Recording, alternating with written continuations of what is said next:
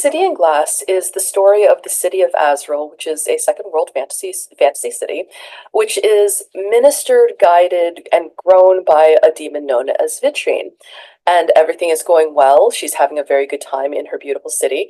And then angels come to destroy it. And what follows is a retrospective about the future and about the past, and what happens when you have to rebuild after the end of the world. And for me, one of the big developments for Vitrine, for how much she loved the city, is the fact that she is part of my concept on the idea of what is love, and the idea that love is action. Love can be an emotion, but it's more important. What is the act of love? How do you serve? How do you please?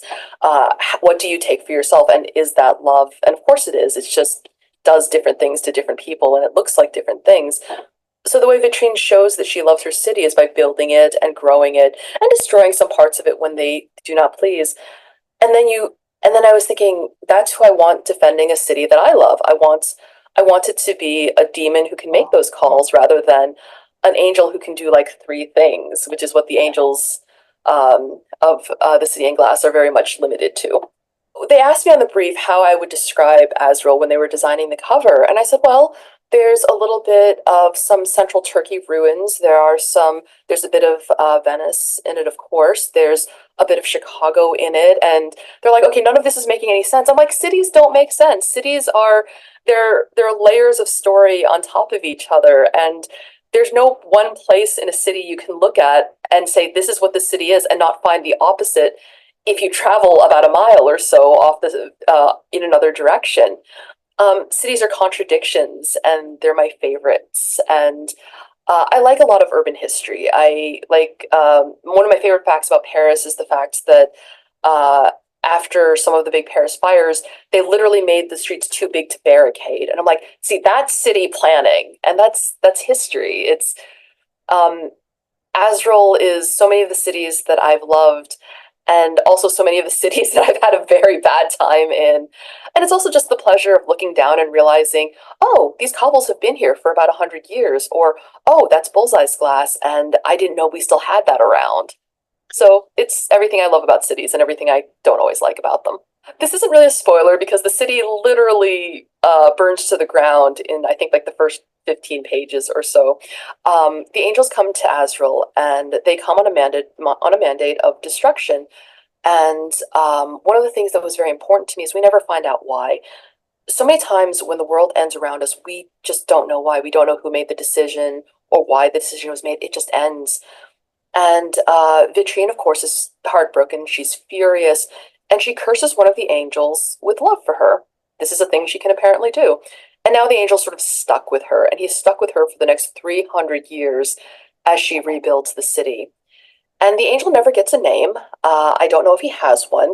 I know that when I tried to write out the scene, it was essentially Vitrine saying, "He's the only angel. He knows who I'm talking to." I'm like, "Oh, okay, I see. That's how we're doing it."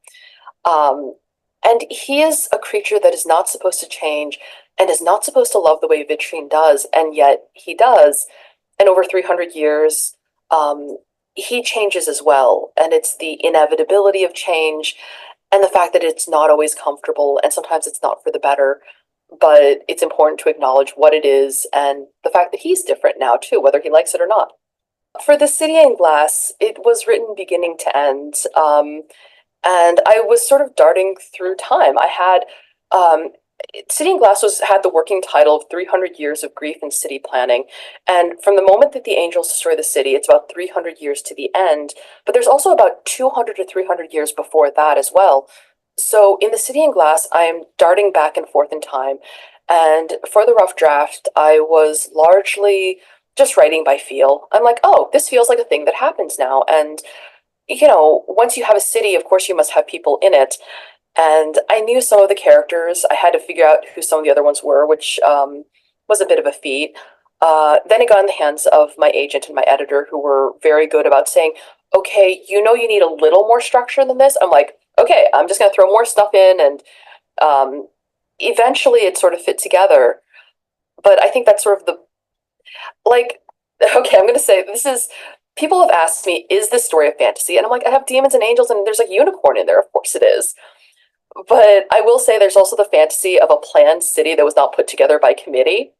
And I'm like, that's important to me too. That is a great fantasy. So the order is not real, but the timeline is. How about